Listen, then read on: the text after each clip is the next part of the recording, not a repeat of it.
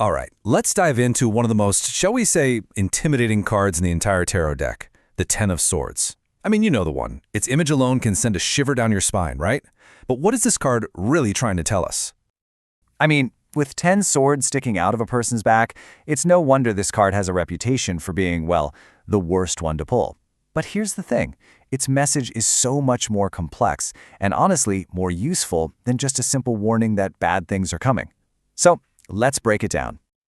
Okay, so when this card shows up upright in a reading, it's signaling a pretty undeniable crisis. Think of it as the ultimate rock bottom moment. And remember, swords are all about our thoughts, our communication, our beliefs. So this isn't just some random bad event, it's the painful mental endpoint of a whole situation.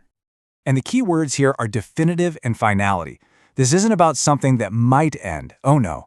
This is about an ending so complete that there is absolutely no going back. It's painful, for sure, but there's a weird kind of clarity in it too. It's done. Now, what's so fascinating to me is the sheer range here. Yeah, this card can point to big external events like a betrayal or total ruin, but it also points to what's going on inside, that feeling of complete exhaustion, of martyrdom, or even falling into that trap of playing the victim. It really covers the whole spectrum of collapse, from the outside in. So if this shows up in a reading, there's not a lot of ambiguity. In a love reading, it's pretty much a breakup, a divorce. The relationship is over. For your career, it could be that dead-end job that's pushed you to extreme burnout, or maybe a business that's collapsing. And financially, well, it's a huge warning sign of potential ruin. Yeah, this phrase just captures it perfectly, doesn't it? It's not just a temporary setback. It's that final nail. It's the moment that ends all doubt, the one last thing that happens to close a chapter for good. So, after all that doom and gloom, you're probably thinking, okay, great, it's over, now what? And that's the crucial pivot point. You know the saying, when you hit rock bottom, the only way to go is up, right?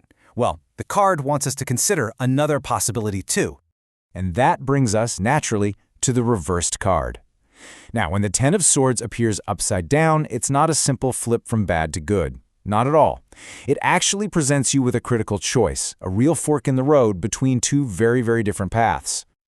On one path, you've got recovery. You're surviving the disaster, you're learning from the hardship, and you're rising above it all. But then there's the other path, and it's a much darker potential. Your deepest fears coming true, a total relapse into despair, and yeah, the possibility that the worst is actually yet to come. Okay, let's start with the hopeful path, shall we? This is the energy of surviving the wreckage. The storm is past, the worst is over, and now the work of rebuilding can actually begin. It's that first promise of light after all that darkness. But listen, this journey isn't passive. It's a very active process. It starts with just surviving, right? Then it moves to consciously pulling yourself together, really learning from what happened, and then, finally, making the choice to rise above all the bitterness. And you can see this recovery in some really concrete ways. It could be a business being saved right from the brink of collapse. Or, on a more personal level, it's that moment you finally start to heal from a really nasty breakup, or you find the strength to get out of an abusive situation. But, and this is a big but, the reversed card also holds a serious warning. It shows us what can happen if you don't choose that path of healing. This is the danger of relapse. This is the chilling alternative path. It's when that crisis you just endured was actually just the beginning, and things are about to get even worse. It's that state of total despair where you feel like you are completely and utterly beyond help. This is the path that opens up when you just refuse to accept the ending, and you get stuck in that negative spiral. So the relationship doesn't just end, it collapses completely, beyond any hope of repair.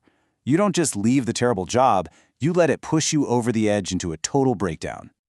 So what's the ultimate point of all this? Whether it's upright or reversed, the Ten of Swords is a powerful, powerful agent of change.